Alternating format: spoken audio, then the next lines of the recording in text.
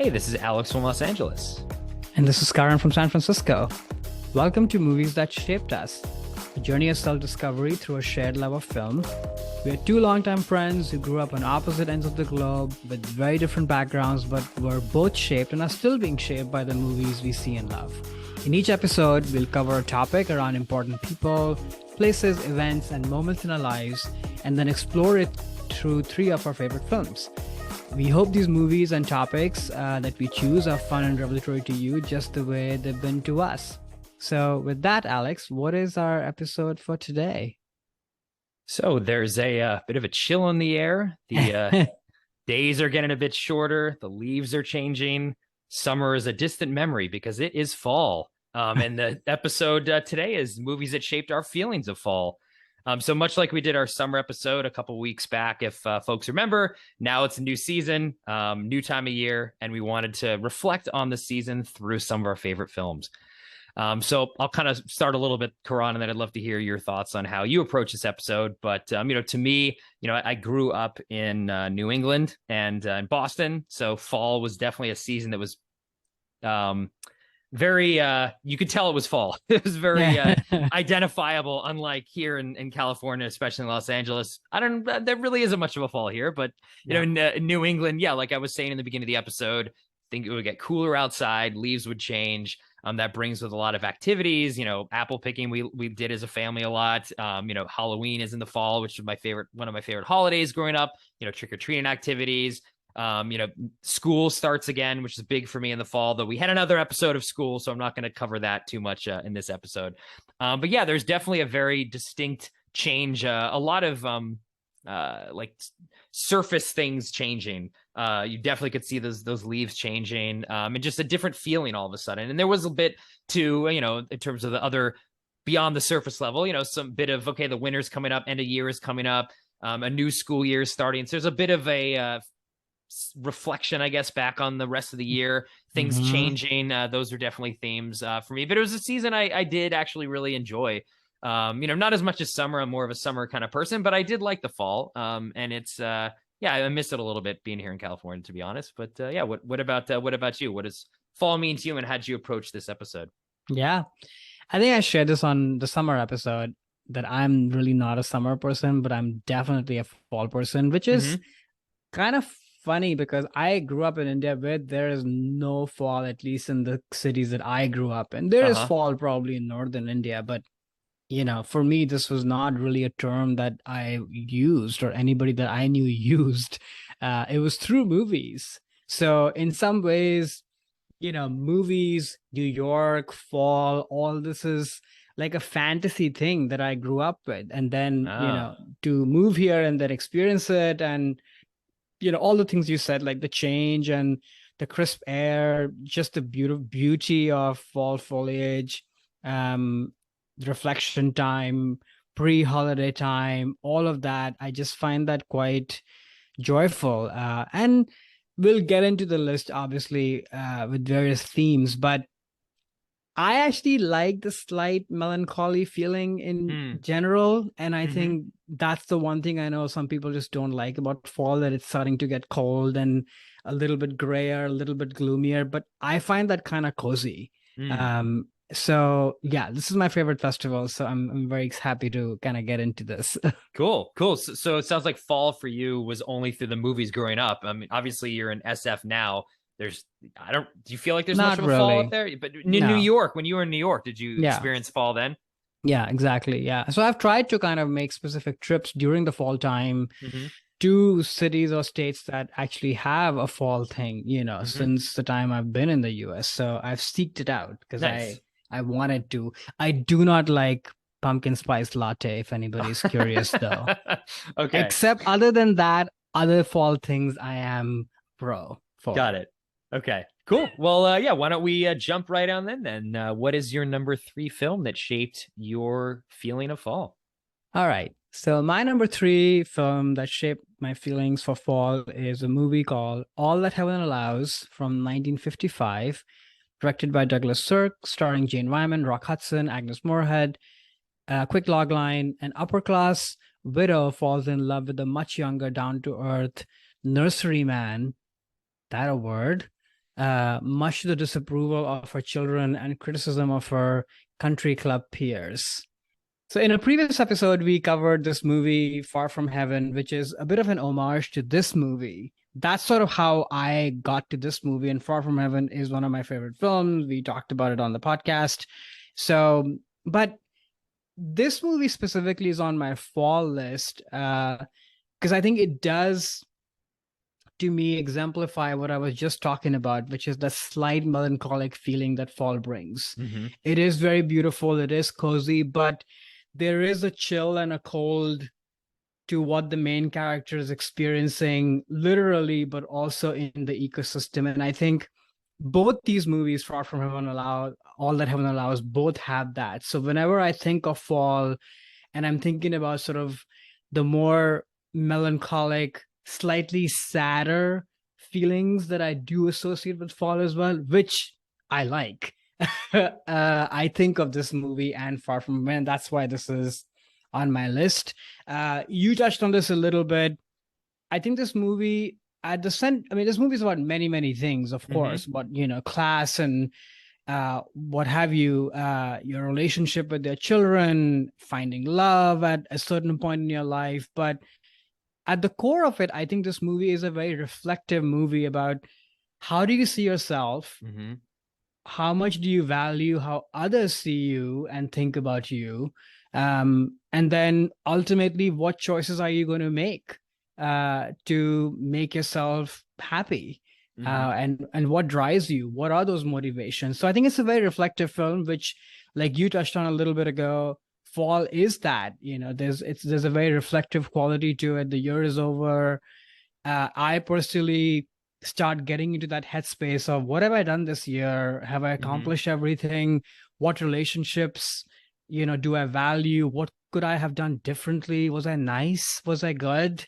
All of that, So I think this movie has a lot of those resonances with me. This is obviously a heightened melodrama, which is what Douglas Sirk is known for. And so I can understand this may not be everyone's cup of tea. And frankly, it took me a little bit as well to warm up to his style. Far From Heaven, I don't see it as a melodrama, even though it has those shades, but this is an out and out melodrama for sure. But I think after a few viewings, it's so interesting to me that in its grandeur and melodrama, there is sort of a sense of place and almost transportive quality to it that after a while you sort of, at least I don't pay much attention to the histrionics. You really start to pay attention to these deeper themes. And I think a lot of it is anchored on how he casts his movie. Like there's always, a very fully rounded female character at the center of the movie, sometimes more than one. And I think Jane Wyman really carries this movie on her shoulders. Like if you don't have that central performance where you can see everything in her eyes, in her face, this movie does not work. Like you need that central core amidst all the grandeur and the melodrama to kind of really ground it. And I think she just does a great job. It doesn't hurt that his movies are brilliantly made. The cinematography, the score, the production design, sense of place. We talk a lot about that on this podcast. It's just all so beautifully realized. You're truly in fall to the point that Rock Hudson is talking about leaves and trees. Like, Exactly. you actually learn about fall literally from him in the movie. Is it cheesy at points? For sure. Did the last accident of him tumbling over had to happen? Not really. Whenever that happens, I'm like, oh, of course. But there's a lot of great, I don't know, joy in it in like a sad kind of way, which I really enjoy. So I think it's a great sort of, fall Thursday night watch. Get yourself a hot cocoa or whatever, or if you're into PSL, go have that and get a nice blanket and put this movie on and you'll have a good time. So yeah, that's All That Heaven Allows at number 3. Yeah, I think you described the mood of the film really well in terms of a cozy, like grab a blanket and a cocoa. I'd actually never seen this film before. We talked about Far From Heaven. I think this will come up a lot in this portion of the podcast, which again, loved it, saw it when it came Yeah. out, loved it again when it rewatched for the podcast. But I'd never gone back and seen the films that were homage that that film was doing an homage to. And I was really I liked this movie a lot. I thought it was very melodramatic. Yes, it was a quote unquote woman's picture, the old version of a Lifetime movie, which I, can enjoy if you're doing a genre picture and you're hitting all the marks of what you expect out of the genre. Like that is something that I enjoy when films do that. Just the look of this film, I just could not get over how incredible the colors, especially when talking about fall. Like one of the things I associate with fall is there's definitely a color palette that one talks about with fall, and man, all those colors are there, and they're so like these burnt oranges and reds and it just blew me away on how that looked, and how again with the cinematography, how he stages certain things. Honestly, there's this one scene where she's talking. I think it's the main character. She's talking to her daughter, and it's the lights coming through the stained glass window, and it's like lighting all of them just in this light, and it's just, I mean, stunning. I was like, wow. So visually, which is a big thing for me when I look at and enjoy a movie, I'm just curious about. Or no, it affects me in terms of how it looks. And gosh, the Technicolor in this, some of the best I've seen in a film. I also like the themes of being kind of trapped by this suburban expectations of what it was like to be living in the 50s. I thought was a good tale. So it's always nice to see. Or I always connect with movies about suburbia being kind of not this paradise, but more like a trap and a prison because of various things. And I think that this movie touches on all that stuff. I mean, no, again, not to compare it to Far From Heaven. I do think Far From Heaven, because of the stakes in that movie being about race and sexuality, felt a lot more heightened than, you can't marry this guy because he's a gardener. It's like, I get it because it was the 50s and it has to be a little overly melodramatic. But I think what Far From Heaven, by taking it that, those deeper layers of being actually commenting about things that were going on at the time that I don't think Douglas Sirk really could have touched on in the same way that Far From Heaven did. So I hate comparing films, but I just did. It was hard. It was hard to watch this. It's like, hard wow, not to in this situation. like this is really Far From Heaven. But I thought it was great, and it definitely did remind me a lot of the fall, just in the color palette and the tone, that melancholy tone of the film that you touch on is definitely something I associate with the season 2.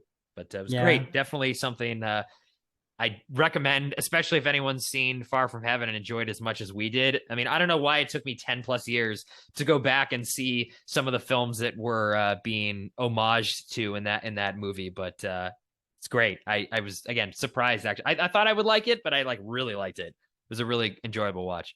I'm surprised and glad that you liked it that much, because like I said, it took a while for me to warm up to this movie. I've seen it a few times, only because of the Far From Heaven connection. So, and I finally sort of got it. I kind of locked into it because I found it hard to kind of get past the melodrama initially. But I'm so glad that you liked it. And on the color thing, like not only the colors of the topography, but also like the rooms and the dresses and everything. Like, it's just so lush.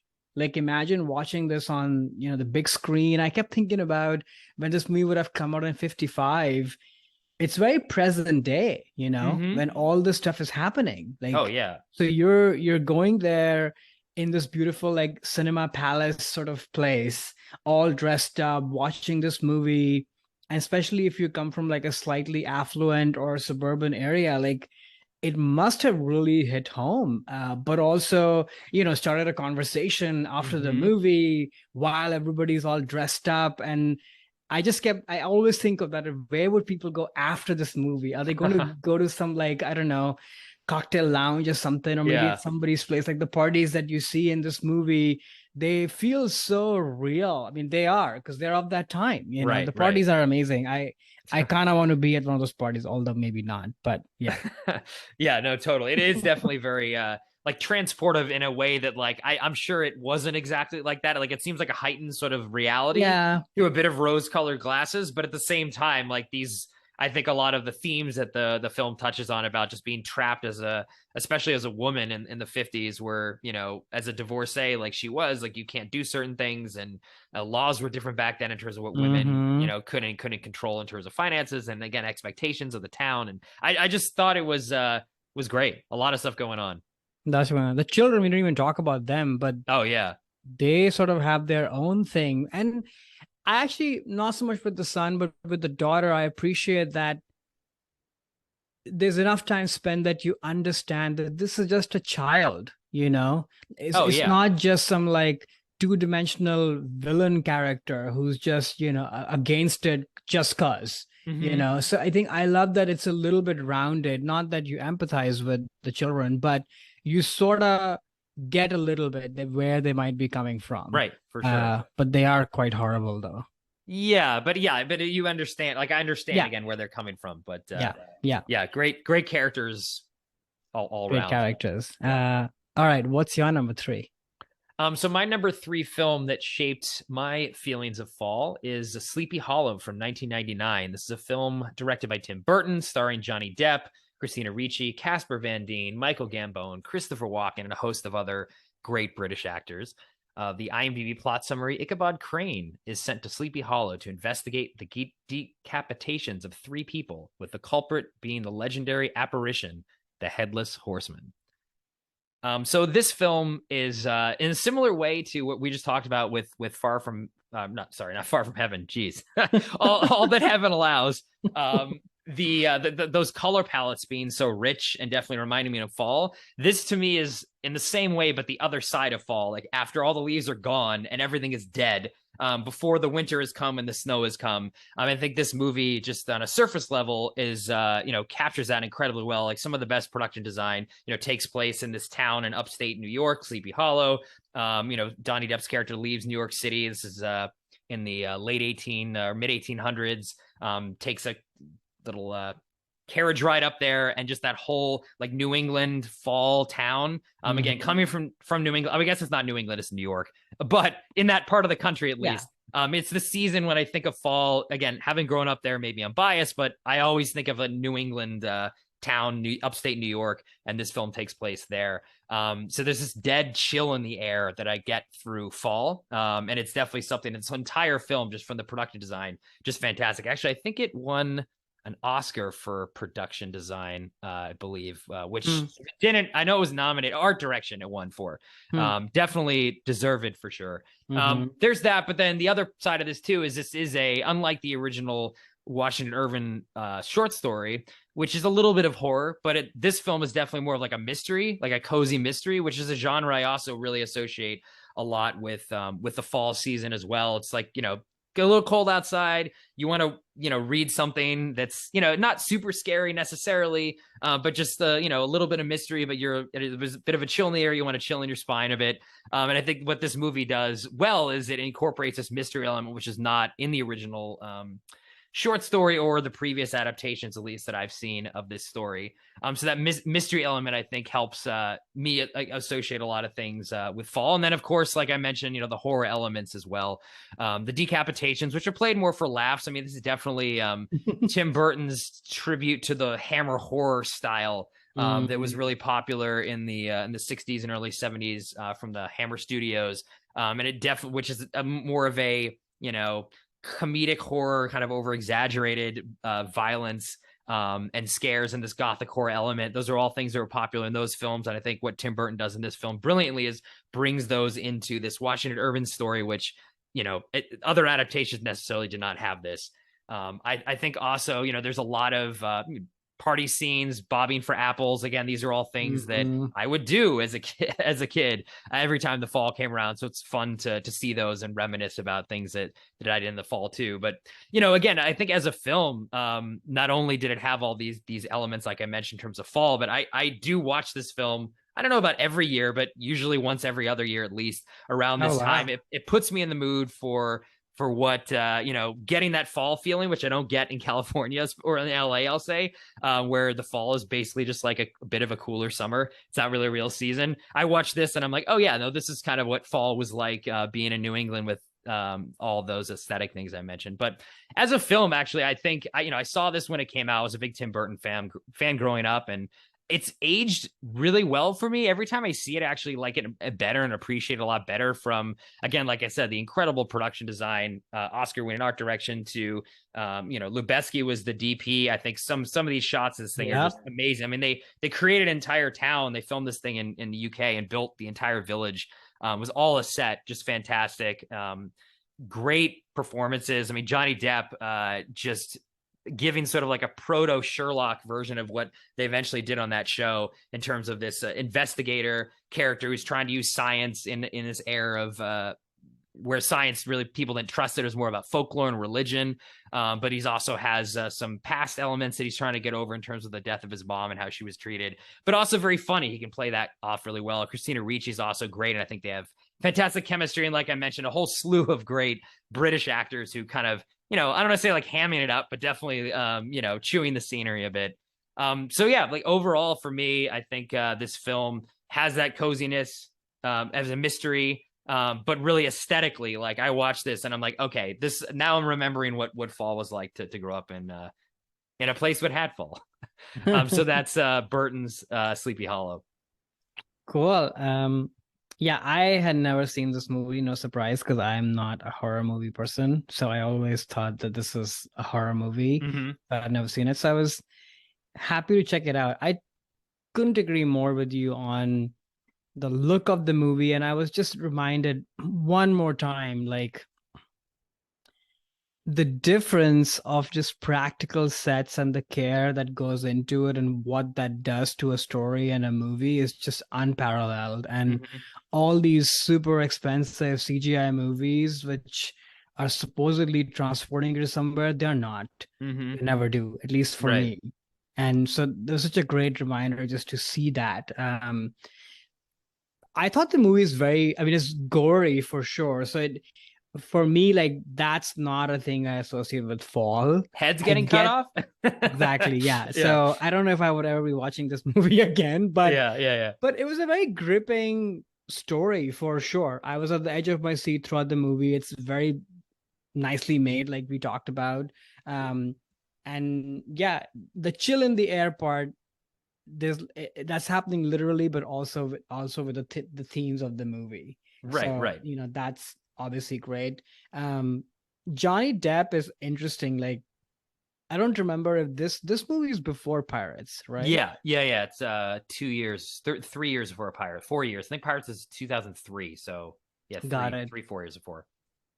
I sort of saw, and I haven't seen Pirates in a while. I think we saw it together the last time. Yeah, I think it was last year or something like that. Yeah. So I don't remember it super clearly, but I sort of got feelers of that same, especially in the beginning parts when he gets there and he's investigating and, smart but slightly silly and goofy, a little bit boyish and idiotic, but yet smart. All of that was happening, which kind of reminded me a little bit of Pirates, honestly.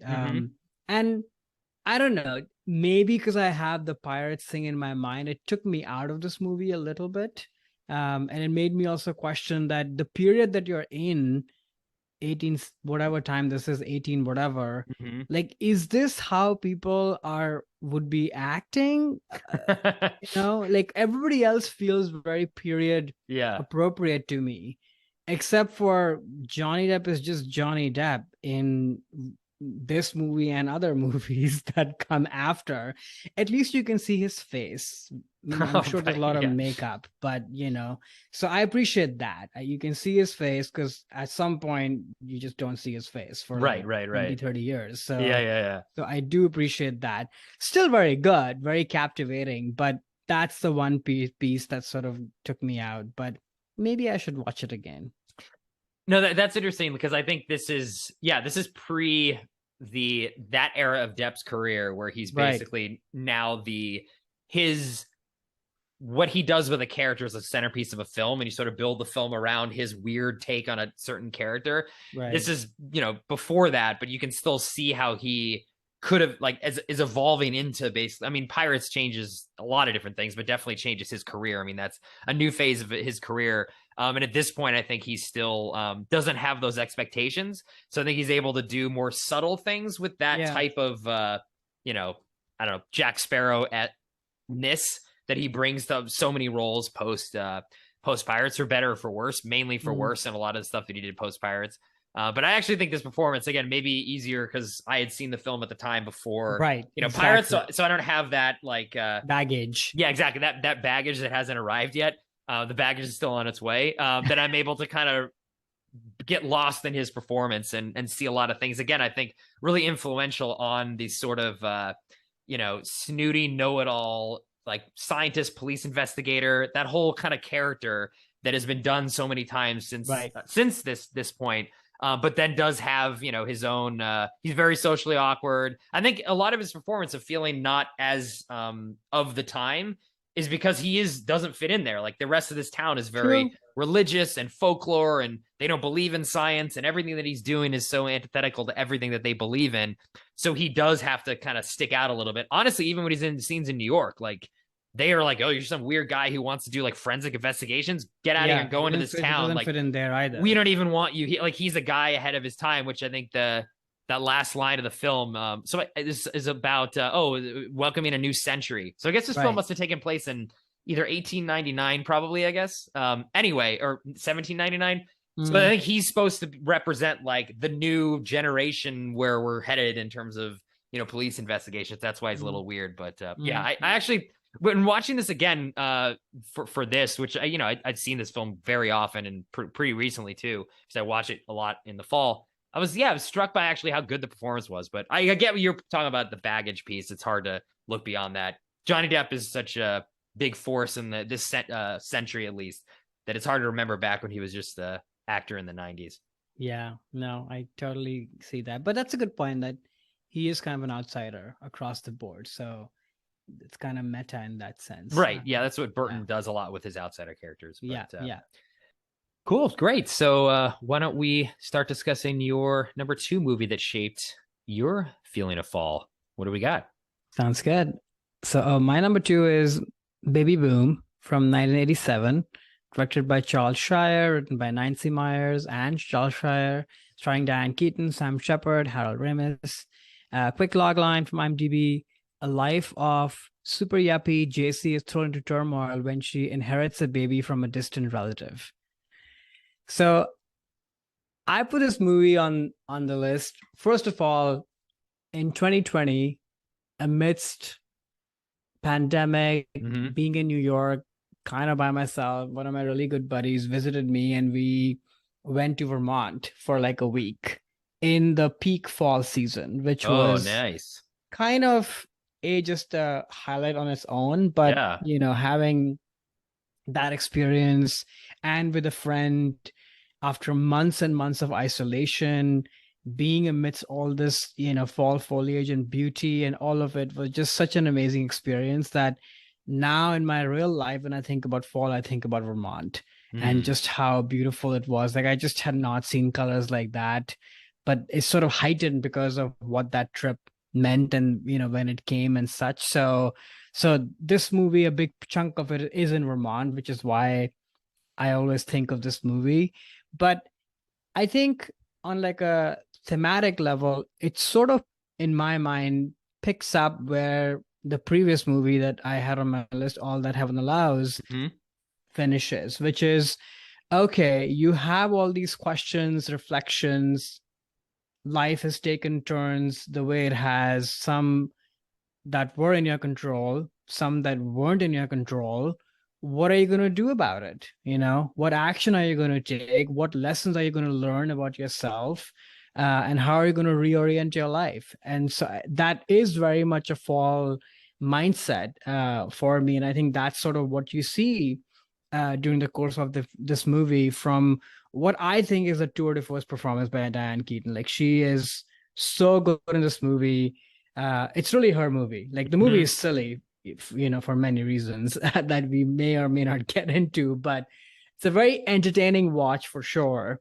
But it's her movie, really. You know, you see this heightened very sort of stereotypical depiction of, career people, especially career women, from the point of view of the time then, but frankly, even now, there's some of that that's still relevant. And I think the movie is quite smart in that way. Like, what is happening around you and what's been projected on you, but then also how much of that are you letting how much of that are you letting get to you? And I think Mm-hmm. this character is letting a lot of that get to her. And in some ways, when this baby shows up and her life is just completely upended, it's almost sort of a relearning of everything that matters to her. And she ends up starting her own small business. I Mm-hmm. mean, the way that business takes off and becomes like a thing, it's kind of funny and crazy. Like, that would It's a not movie. happen. It's a It's a movie. Yeah. movie, but It's a movie.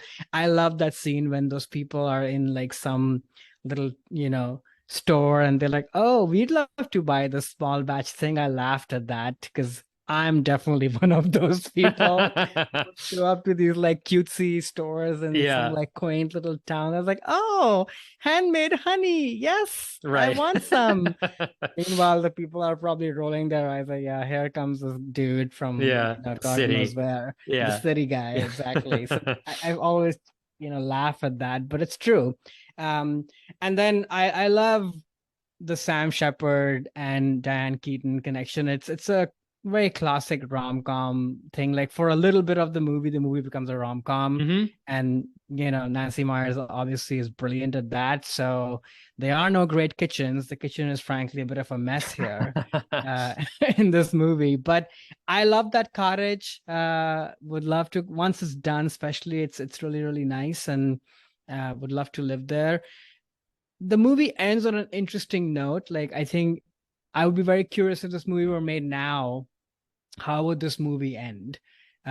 In that time, it seems like the choice she makes is to not go back, which I think is the right choice. And by going back, I mean to the big city, to the big Mm-hmm. corporate side of things, because you know they don't want her, they just want the business. Mm-hmm. And there's something to be said about her wanting to live her life on her own terms. But I'd be very curious. I mean, the movie sort of says a little bit that she's going back because she wants the guy as well, and all of that. It doesn't have to be about that. It could just be about, okay, I love what I'm doing. I want to build this. I could still live in the city and build my business, for all and staff up a team in Vermont to handle, production, what have you. Mm-hmm. So I don't know. I'd be curious to see how this movie takes shape if it were made today, but it's still a very entertaining watch to me. And Vermont, fall, maple syrup, all the things are in it, which I like. Yeah, no, definitely. Like, for me, again, I don't keep saying I'm biased growing up in New England, but I still associate fall with all those things. A small town in Vermont, that's Yeah. the place where you want to spend fall. I'm glad to hear you enjoyed your time in Vermont. It's a beautiful state.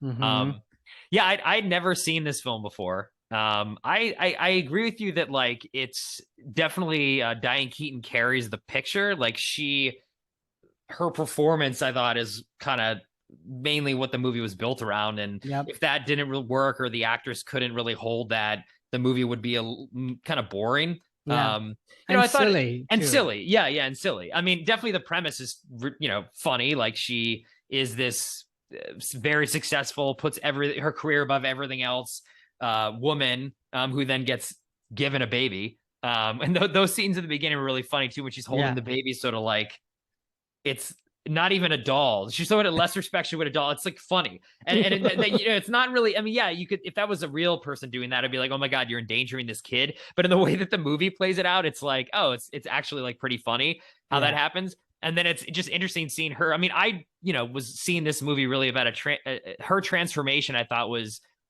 pretty.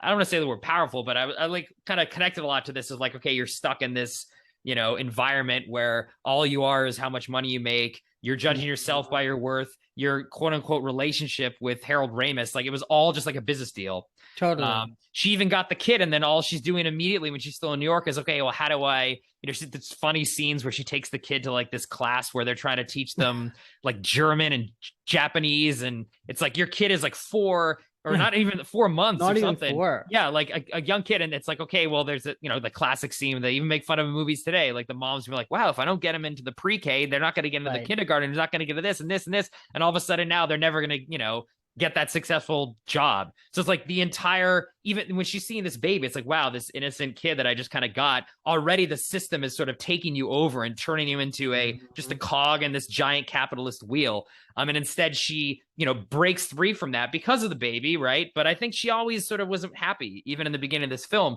Chasing this dream of a successful career is a very hollow thing. Especially if you don't have anyone to share it with. And she now had this baby that she was going to share her life with. She had to.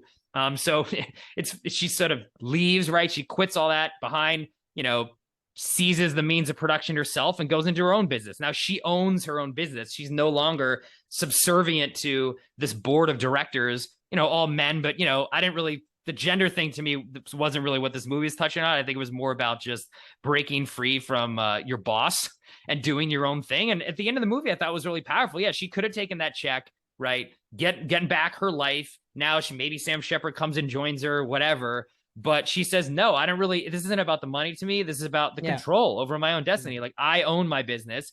Giving this away to you guys, you would then own it. I'm not the owner. That's what I want. It was her empowerment over owning her own destiny. And, it was a movie in the 80s, which obviously was all about material things. So there was owning your own destiny is owning your own business, because everything had to be filtered through the lens of business in the 80s. But I thought that was actually pretty, I was like, powerful. Wow, like she actually is telling her to go stuff it and going back to living like, it doesn't really matter where she lives. It's like, no, this is my business.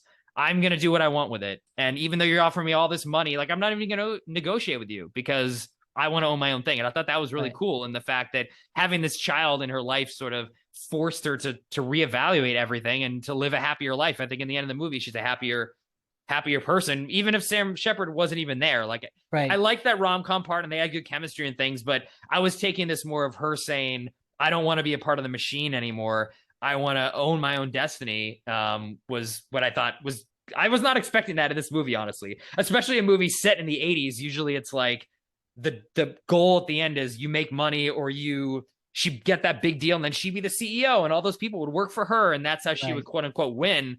That's usually what you find in these 80s movies. So I was pleasantly surprised actually that, instead it was a sort of an anti materialist kind of, or anti like being subservient to your boss, anti-boss movie. She's her own boss. But I thought it was fine. Like, a bit boring at times, but I think Dan King carried it through. And I was surprised by the ending, frankly. And I would hope they would leave it the same today instead of try to turn it into something where like she's again like hiring them all and they're all working for her, and somehow that's the way she can win by turning into the bad boss because they were bad bosses instead of not having people work for her. No, I agree. But I think to that point of like 80s successes about more money and such, and she makes this different choice. I think that's powerful, A, like you said, but B, I think that's sort of where the gender of it all does matter a lot. And I think that's sort of the subtle beauty of this movie and power of this movie is that it is a feminist movie, but it's not sort of being, hammered up. It's just is. But I think the reason you get that surprise ending, I think it has a lot to do with her being a female, I think. And you can read into it howsoever you want to. And I think that's very smart, actually. Yeah, I mean, the worry I would have if they made this movie today would that it be turned into like a, some sort of.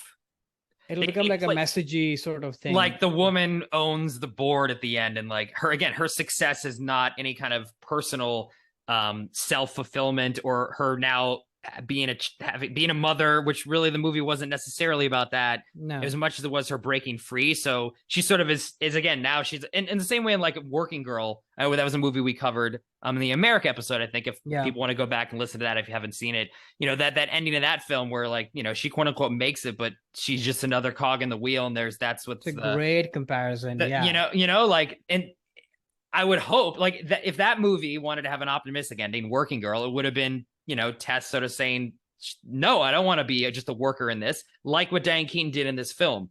So I think, those movies, again, obviously they're trying to say something different to Working Girl, which I think is a Right. better film. So I'm not trying to compare the movies there, just saying like those endings were so different to me. Yeah. One can be looked at as a positive but a very dark ending at the same time, Working Girl. Whereas this one was a really optimistic thing. I thought, it's like, wow, like she did learn and is much happier after getting this big shock to her system with a baby being given to her.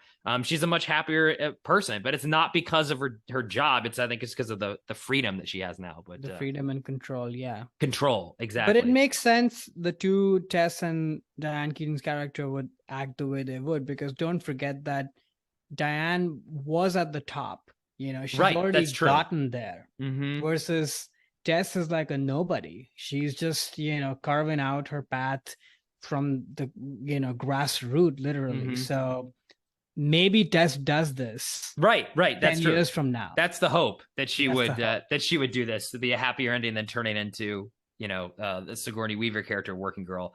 Not to go back to that film, but yeah, no, Baby No, they're Boom. in dialogue with each other. They are actually. They kind of are. I think they came out like pretty like within 2 or 3 years of one another. Probably. Yeah. Both touching on this 80s theme of material wealth and career and all that kind of stuff in interesting ways. So I'm glad I saw it. Thanks for putting it on the list. It was a good film. I'm glad you did. Padded shoulders, rock. That's right. All right, what's your next? So my number 2 film on films that shaped my feelings of fall is Fantastic Mr. Fox from 2009. This is a film directed by Wes Anderson, stop motion film, so starring the voices of George Clooney, Meryl Streep, Bill Murray, Jason Schwartzman, Michael Gambon, Owen Wilson, and a bunch of other great actors. Plot summary from IMDb: an urbane fox cannot resist returning to his farm-raiding ways and then must help his community survive the farmer's retaliation. So this film, much like the last one I touched on, the Sleepy Hollow, as a lot of the aesthetics here are fall, but instead of the part of fall that is the dead, cold, crisp look that Sleepy Hollow had, this film is very warm. A lot of like what we were discussing with all that heaven allows. There's a lot of autumnal colors. The whole film is like that, and because it's stop motion, Wes Anderson has even more control than he normally does in terms of creating the look of his film.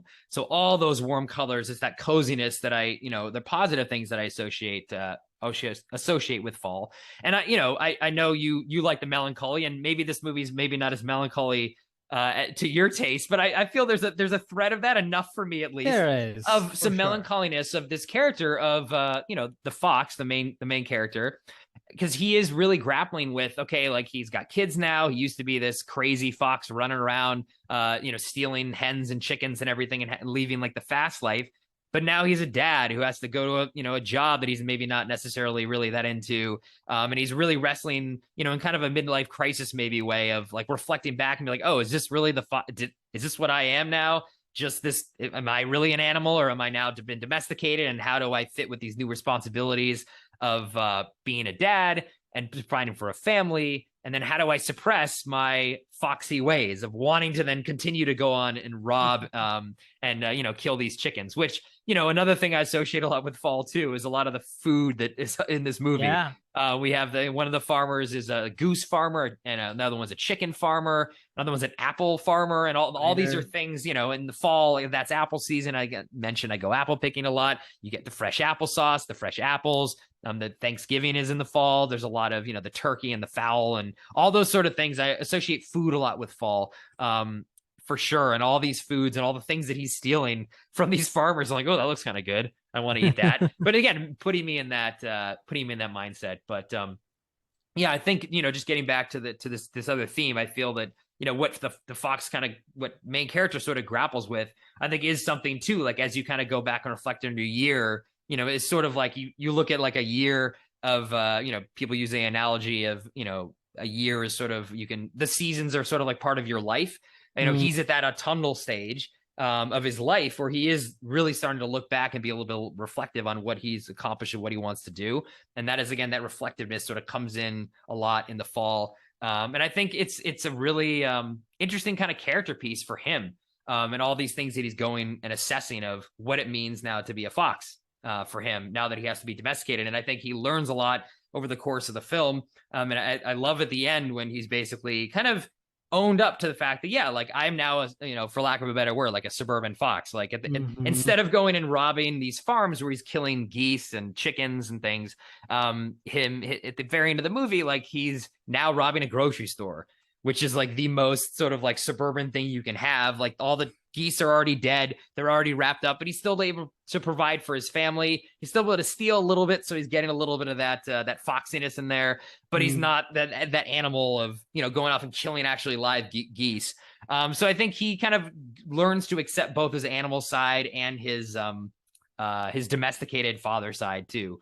Which I think is just a really, great kind of character development moment there, but comes from that reflection, from the fall. And yeah, overall, I think this movie is really funny. I love how they, don't swear. They just say cuss instead of using a swear word. I think that's absolutely hilarious. Just fantastic production design. Wes's first stop motion film. And I think, one of his best films, actually. I think it's amazingly beautiful. The character designs are fantastic. The voice acting across the board, like I said, just so good, really beautiful, but very layered too. It's a good kids movie, but it also again has a lot of really adult themes in this film too that really I think hit on that melancholiness that come with the fall, but also with getting older. I don't think a little kid is going to be as melancholy as maybe an older fox who's sort of going through these things.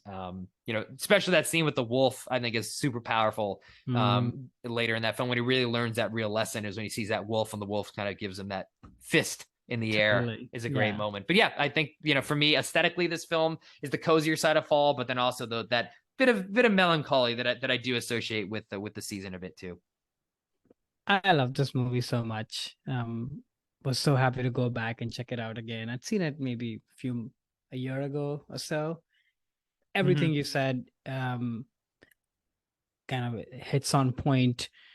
I don't even know what I could add. You've covered everything, but all I would say is that this is just one of his best. And I have to say, this is probably one of my George Clooney's favorite role. Like his voice is just so well suited to this character and what this character is going through.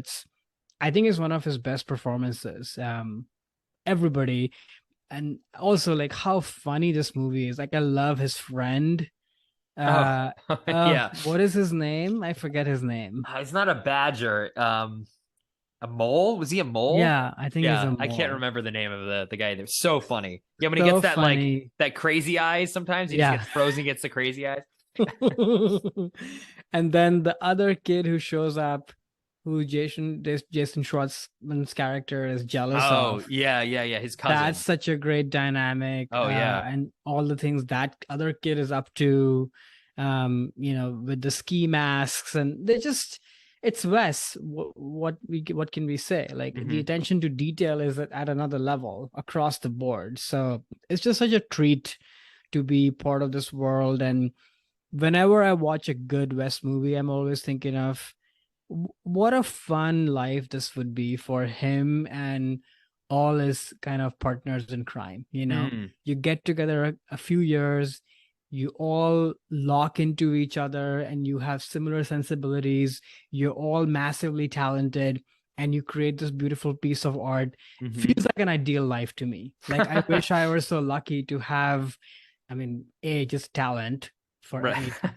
but then B, sort of have this group of people that you meet up with. Like it's the definition of happiness, community, making something that means something. It's just, I always think of that, and I think this movie really exemplifies that. No, definitely. I think it was the episode we covered Rushmore, right? That was 10 years before this movie came out. Had Schwartzman and Murray, and he's still same people. Now 10 years later, he's putting him in this movie. So yeah, that is that little bit of like the players that he likes. The creative, they get that creative energy flowing between them.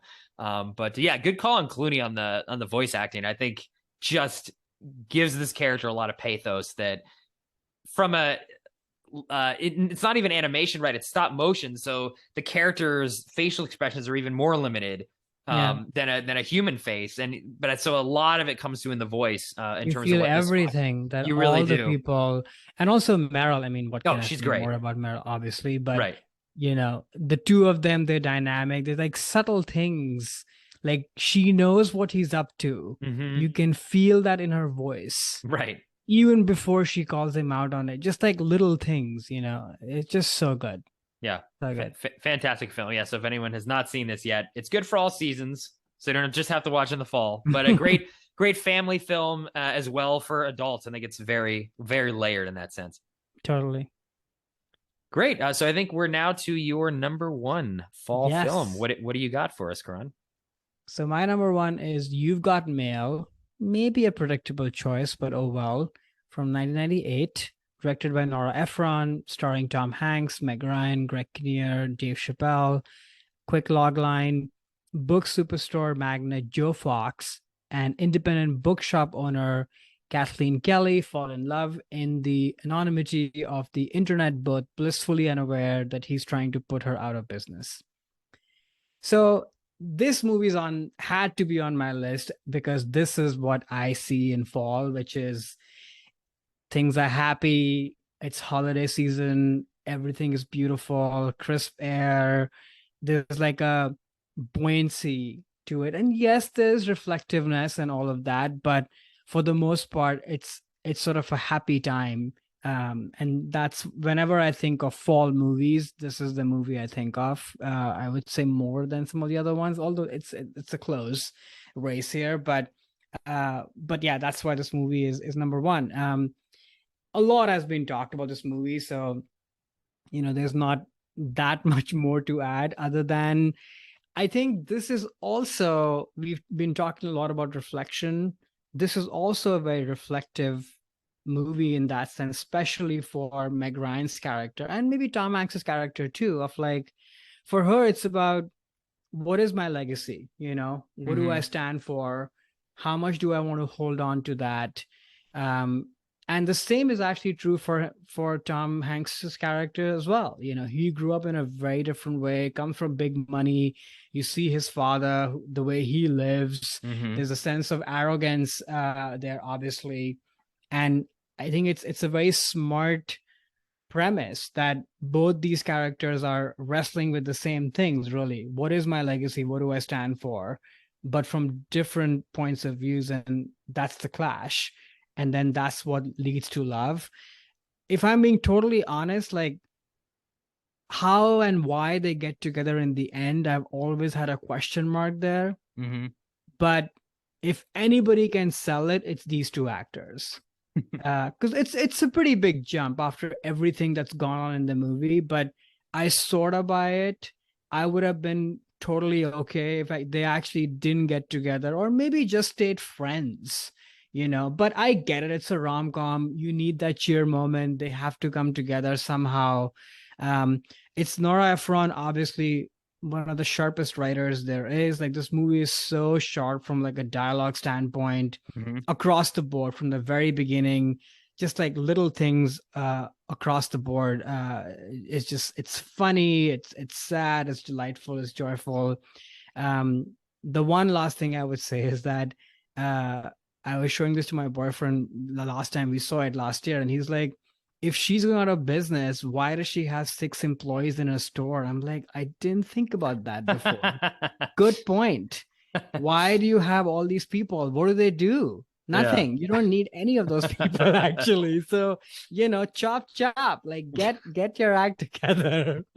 So Layoffs. I mean, exactly. Yeah. So that always, now that makes me kind of crack up now that I know that in my head. But yeah, it's a delightful movie. Both of them are amazing, and it's New York, it's fall, it's a good time. Yeah, so this this podcast I hadn't seen this film either, so it's 3 new films for me. Yeah, never seen this. I had a very different take on the film than you did. I know it's the fall episode, so saying hot take might not really be appropriate. Maybe like cool, crisp take on this film. I was actually kind of surprised at the base. A lot of things in this film really surprised me. One was the basic premise of the fact that they're having an affair from the outset. The movie starts with them already having been communicated in this chat room, They both have significant others, one a live-in partner, the other one a boyfriend. It's not like there's any sense that they're in that they're not like wrong for each other. There's no drama or that partner's bad for them, but they're already having this affair online. Which wouldn't say it's an affair. It's more like a friendship. I mean, I think there's even a scene in the movie where it's like, is having an online affair the same thing as cheating? Like, she literally has that line in the film. And maybe it's the late 90s. So somehow like online affairs are okay because the internet is new. But I was like, whoa, this is like weird that like they're having, why would you as a writer just make them single or make one of them have a terrible partner or something, or, like just, that was very weird. It actually was to the point where like there's a scene when, Tom Hanks's girlfriend like goes to sleep and he waits till she's asleep and then runs off and then gets on his computer and is like, I don't know, say texting, like messaging or emailing first, right? Because you got mail. Then it switches to AIM. And I remember like, oh my God, now they're like, oh no, this is accelerating to the point, and now the affair is like instant messaging. And then there's a scene where Tom Hanks like, should we meet in person? And I'm like, whoa, major escalation there. So that part was just weird. It's like, why have them being an affair the whole time? And if you want to have a meet cute of them meeting in a chat room randomly, like, let's see that. So we're at least invested in this relationship instead of, at least for me on the outside, I'm like, okay, these guys bad. Like this, this is not good for me. And then like Tom Hanks, like it's a weird performance, and his character, when he finds out who she is, that she, is the woman that he's trying to drive out of business stuff. He knows that first, like, right. They're having this online affair. And then he's like, oh, let's meet in person. So they're going to meet at, at this bar. When he realizes that's her and then decides to not say anything to her and then kind of like toy with her for the rest of the movie, I thought was like kind of like sociopathic. Yeah, especially that's the part that I mean. It's like, why does this need, can't he just tell her and have it be like they both have the power in this relationship instead of him lording this over her? And then there's this weird sequence when he's like still messaging her as his online persona, but then meeting her in person, and he's sort of like giving her advice on the online. It's like he's saying, oh, choose between me or me. And let me kind of like get into this, and sort of like, it just seemed like these weird like mind games that just seemed, gaslighting. It just was very odd. And then there's a scene when he goes to her apartment. And again, she still doesn't know that he's her secret online affair. He knows it, but she doesn't. Shows up with flowers, like kind of forces himself in on this woman who's like, you're just some guy. Like, what are you doing? Sits on her bed, puts his hand on her mouth. And I'm like, whoa, what are you? If I was Meg Ryan, I'd be like, get the hell out of here. Who are you? Just sitting, like, bring me flowers, sit in bed, forcing yourself into my apartment. Like, all of that was just so weird. And she's sick. I'm like, what is going on here? And then I can't really recreate this scene, but when he is going back a little bit to that scene when he just realizes that it's her, and Dave Chappelle, who's his friend, is like, oh, she's gorgeous or something. He gives this weird, like, he goes into these like spasms on the street, like freaking out about like, oh, she's so hot and attractive and whatever. And it's just the oddest performance. I just did not. Tom Hanks at first he was like, okay, kind of weird. Then he starts turning to kind of really weird after that freak out. And the whole rest of the movie, I'm like, you're kind of a villain in this, honestly. Like, you're literally toying with this poor woman while at the same time totally destroying her entire life, her livelihood, and a livelihood that the movie also makes a point represents her mom to her. Oh, my mom died. She left me the store. This is everything to me. And then Tom Hanks knows that and still destroys the business. And then when she finds out, she's like, yeah, whatever, fine. I what is that line at the end? Oh, I was hoping it'd be you. It's like, what? I don't buy that. That last scene was just, so many ways. Like, they could have, again, I blame the writing in this, honestly. Like, they could have written something where it's like, okay, well, maybe once he realizes it's her in his big bookstore or whatever, they'll shut down the kids section, and it'll be like, look, you'll be the kids bookstore, and we'll have like, every other thing, so you can still stay in business, or maybe I'll acquire you or put you inside, like your store is inside of my store, or something that shows that he has love for her because she values this store. I just, it was shocking to me that this movie was as successful and as it was. Honestly, I thought it was very odd. $250 million I know. worldwide. Yeah. Like, did anyone not see? Like, first they're having online affairs, and then he's like a gaslighting sociopath. Yeah, it was fun to watch this because it's like, wait, there's no way this is still gonna. Oh my! Every scene was like surprising. But I guess the good thing in the end is, there's this whole thing about like large bookstores, killing the small bookstores and driving out of business. And this movie took place in what, like 98, 99. So give it a couple years, and then the online bookstores will destroy Tom Hanks's business. So he'll get his just desserts at some point. That's my hot take on You Got Mail. I was not expecting to sort of have as many problems with this movie. I thought it'd just be a harmless kind of like Lifetime movie sort of thing, which I enjoy, like lighthearted romance movies. But yeah, at least like address that they're having an affair, and not this weird, a throwaway kind of scene where they bring it up, but then they kind of push it under the rug. All choices the writer could have made differently. It's not like all these things could have been different. It didn't have to be in part of the plot, but yeah, that's my You Got Mail Chris cold take for the fall. I actually can't argue with any of those factual points because they're all true and all weird, but there's something about, I think, the feeling of the movie that sort of makes it okay. The part that I can't get over with is sort of the ending part. Like, these two people should not be together. No. That I've never been able to get past. No. But the rest of it, I don't know. Like, the rest of the people who contributed to $250 million worldwide. I somehow got okay with. I don't know why. Maybe I need to interrogate that more. I think the thing with the affair thing is that, and maybe this could have been shown a little bit better. The way I've always read it is that those relationships that they're in have been long over, Sure. And I don't think even they know at this point that they're actually, having an affair with each other. It's sort of this thing that's popped up that is a friend, is a guide, a distraction, or what have you. And sometimes that happens. I think, it's sort of, I wish it was dealt with a little bit more like thoughtfulness and sensitivity versus like it's caught in the rom-com trope, right? So they're not going to give it that much. Like, there's probably a dramatic version of this movie, which makes a whole lot more sense and addresses all the things that you're saying. But I think a lot of that is just like put on the wayside because they just, want to keep it fun and light and happy and what have you. But that's how I've always read it, that these people they've been long over and they are not fully aware that this is even happening, that they are actually in an affair. I don't think they know that. Yeah.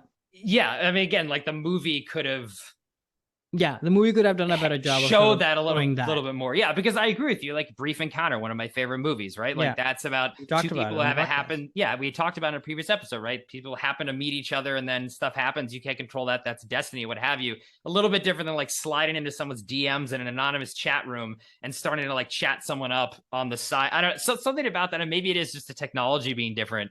I somehow drive that as different. But again, the movie didn't need to do that. It's a fake world. Like they could have had both of them single or one of them single, or shown the relationships being over instead of, Tom Hanks' wife was trying to get her a job more than when he was doing for her. She's like, oh, I'm a book dealer or something. I forget what the line was. She was a good person. Like, she's helping. Tom Hanks is destroying her career. His girlfriend's trying to help her career. Meanwhile, this is the girl that he's having, online. It was crazy. I just was very surprised. But I was surprised about them. I'm glad I finally saw it because in my mind, it was like like a Runaway Bride or, that kind of fluffy sort of like romantic comedy thing that, I don't know. I had a lot of problems with it, but it was fun to watch it just to be so surprised. And just, I love like the 90s sort of internet movies where you're like, oh, this is so funny and how dated all the technology is. Even from the opening sequence when it's like this whole computer generated. I love it. That's fun. I love that stuff. Yeah, I love it. But You Got Mail. That's my take on it. All right. So from that cold, crisp take, what is your number one? So my number one, we're switching genres a bit from the rom-com to horror. So my number one is Halloween from 1978. This is directed by John Carpenter, starring Jamie Lee Curtis and Donald Pleasance. IMDb plot summary: 15 years after murdering his sister on Halloween night 1963, Mike Myers escapes from a mental hospital and returns to the small town of Haddonfield, Illinois to kill again. So, like I talked about in the beginning of this episode, like for me, one of the big moments of fall, even to this day, even though fall is not much of a season in LA, is Halloween. It was one of my favorite holidays, if not my favorite holiday growing up as a kid. I loved the whole, the costumes, the trick or treating, the candy, that whole thing. But one thing I would do a lot growing up, and especially now, is around the time of October leading into Halloween, it would be horror movies is what I'd spend the majority of my time watching. Was love that genre as a kid. Obviously as a kid, it was watching more things like the Disney version of Sleepy Hollow, and nothing like this, which I didn't see until I was in college. Actually, it was the first time I saw Halloween. But it's in my mind, not only does the movie take place on Halloween Day, which is a holiday I associate with the fall, and is a horror movie, but is my favorite horror movie, and I think arguably one of the best, if not the best horror movie that's been made. I think again the film takes place over Halloween, so you see a lot of the regalia, the pumpkins, and actually the opening shot of the movie was during the credit sequence as a jack-o'-lantern, right? There's a pumpkin carving scene, so you have all that. The film takes place in Illinois, though is shot in LA, so the streets don't necessarily look fall, but in terms of the aesthetics at all, it definitely looks like Pasadena where they filmed it. But what John Carpenter's able to do, I think, is really capture though the stillness and the quiet of like a dark fall night, where it is like, okay, it's kind of creepy, it's kind of still, even though again Halloween night there'd be kids run around, so not necessarily the most realistic depiction of trick-or-treating, but I think a fall night, when I watch this film and what he's able to do during the night sequences in this film, it really does feel like it is a cold Illinois night instead of a warm Pasadena one. And this movie though, really is still incredibly scary to me. I think I watch it every year actually on Halloween or close to it. It's like a ritual for me to do. And I'm still scared by it. There's still sequences, especially when Mike Myers is chasing Laurie, who's Jennifer Lee Curtis, towards the end of the film. Some great shots. One especially that still creeps me out every time I see it. She's sort of like crouched in the corner and next to a closet that's all dark, and then gradually, kind of like Mike Myers' white mask is revealed there. And there's a little bit of a sting on the soundtrack that gets me every time, even though I've seen it hundreds of times. Just the way that John Carpenter is able to set that up with that shot, and also I do want to give a shout out to the DP on this film, which is Carpenter's DP he's had for a long time. Dean Cundy, who then went on to work with Spielberg and Zemeckis on some huge movies, Jurassic Park, Roger Rabbit. Like they kind of stole him because he was so good. But man, the stuff he does with the gliding camera in this movie, gliding the camera around, it really makes it feel like you are watching. It's like a point of view. I mean, honestly, Totally. the first sequence in this film is incredible. Point of view shot of young Mike Myers. Camera goes upstairs and he murders his sister. But it's super creepy. But throughout the whole movie, because they have this like gliding camera, like I don't know if it's a steady camera, what it actually was, but you feel like and not a lot of editing then, where the camera's moving around and you feel like you're there with them, where your eyes are moving around in different things, as opposed to the cuts that happen in most movies. It makes you feel like you're there, which is even scarier. Like you're there in the room. Mike Myers could be there. And obviously this film's been talked to death. I mean, in terms of what it meant for the horror genre and film, and one of the more successful independent films of all time, all these things jump-started Carpenter's career, who's one of my favorite directors. So, we don't need to get into all that. I mean, we could talk about it for hours, but I had to put a horror film on here. I mean, the fall to me is definitely the spookiest time of the year. So Halloween, the original, not any of the remakes, which I don't really have much of a liking for. I was going to ask you about the remakes and the sequels or whatever. Well, you have two horror movies actually. Sleepy Hollow is also a horror. Yeah, it's a horror comedy. Yeah, it is horror a little comedy. bit. Yeah, it is a little bit. This one definitely is more of the straight up horror. It's straight up horror. I don't think there's really much comedy in it. But yeah, so that's, even though 1.5 horror movies, I mean, you see kind of what for me the fall, that was like the highlight of the fall for me as a kid, and even now like the Halloween. I miss going to Halloween parties. Something I don't get to do anymore because of the pandemic and stuff, but it's always fun to get into a costume and bob for apples. Yeah, I had watched this movie once before with a bunch of people, actually not too long ago from today. Oh, Maybe like really? I want to say like 3-4 years ago, Oh, perhaps. okay. Because horror is just not Right. my thing. It's Hmm. not that maybe I should take a minute to explain why it's not my thing, which is that it's not that I'm scared.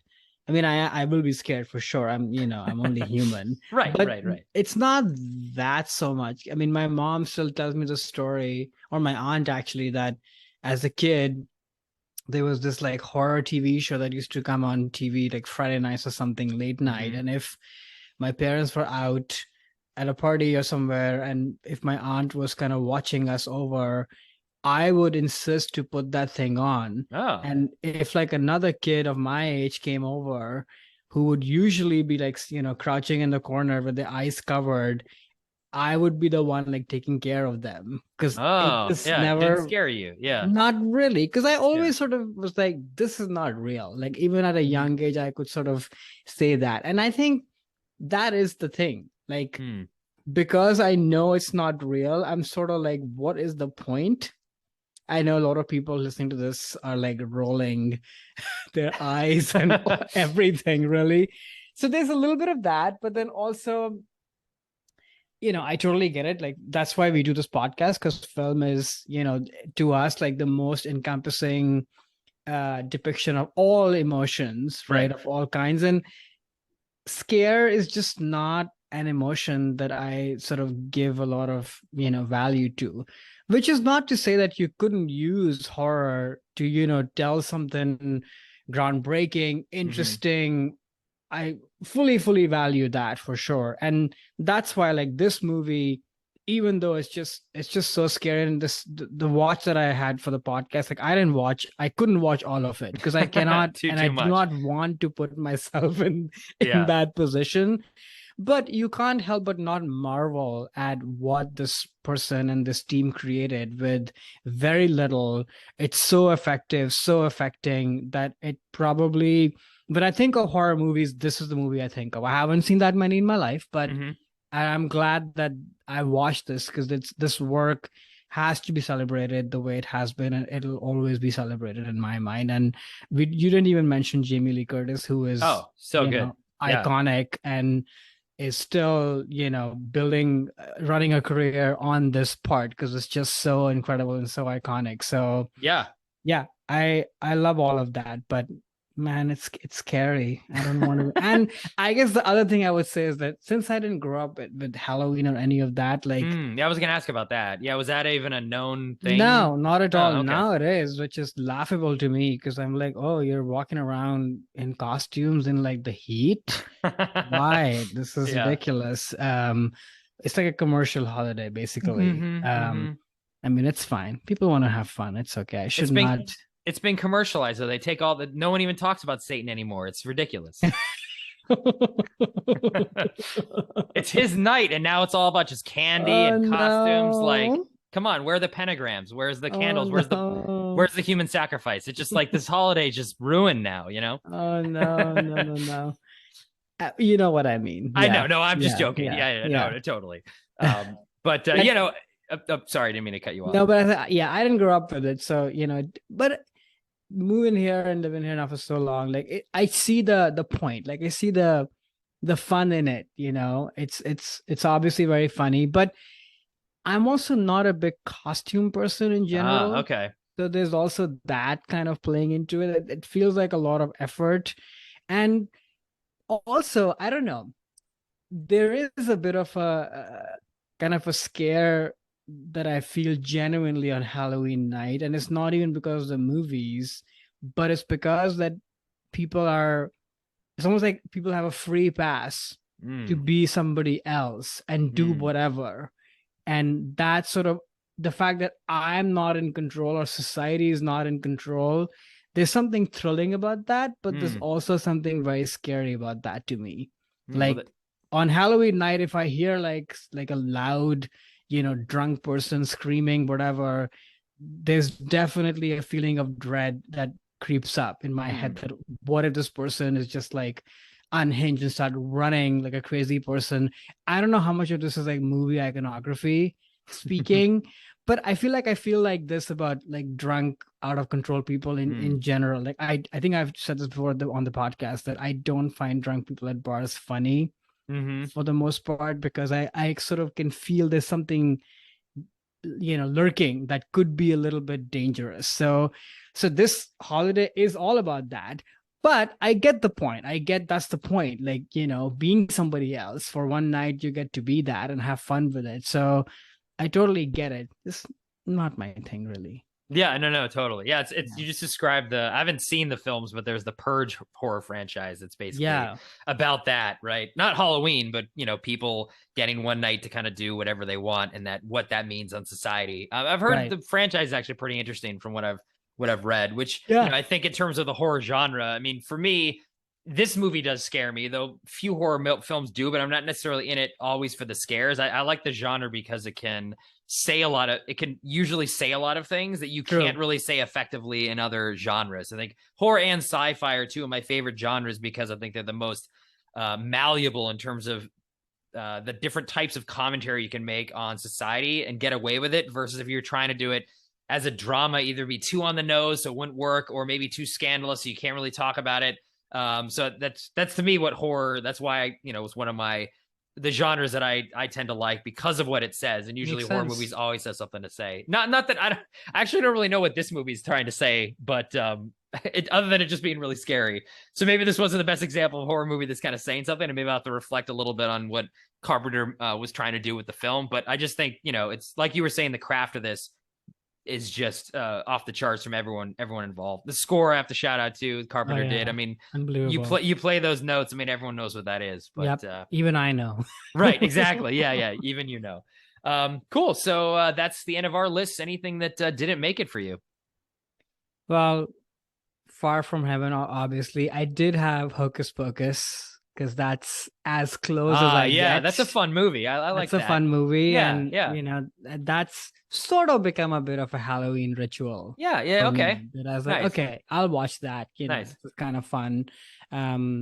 You had fantastic MrFox. If you hadn't put it, I would have put that on my list for sure. Nice. So yeah, those would be some of the ones. What about you? For me, it was another horror movie, Blair Witch Project, Clue, which is like that cozy mystery feeling that I like in the fall, and then Nightmare Before Christmas, which I think blends a lot of what it's like towards the end of the season when it gets into holiday times, the Christmas holiday times. Cool, great. Well, another season gone, and hope everyone enjoyed the episode today, and you enjoyed the dialogue. You got a lot of memories of fall that maybe these films remind you of. Folks that actually have the fall season, hopefully it's a nice crisp one with beautiful leaves, and then some scares in there too for folks who enjoy Halloween. And make sure to tell your friends about us, write reviews, and rate us on all your podcast platforms. Make sure also, if you're not a subscriber already, to subscribe. We shouted out a couple episodes we did in the past where we covered some movies. So if you haven't seen those episodes, make sure to go back and check them out. And until next time, talk to you later, Karan. Talk to you later as well. And slip into Alex's DMs. He loves that. As long as you're not Tom Hanks, super, just so sociopath. But cool. I think there should be a horror movie version of You Got Mail. Now honestly, that you said this, I kind of feel like it. If you look at it just as the character of Tom Hanks, I'm like, he is acting like Bateman from like American Psycho in terms of what he's doing. I think a couple edits and maybe you change the soundtrack and we could turn it into a horror movie. Yeah, maybe I'll do an edit of that film. That sounds great.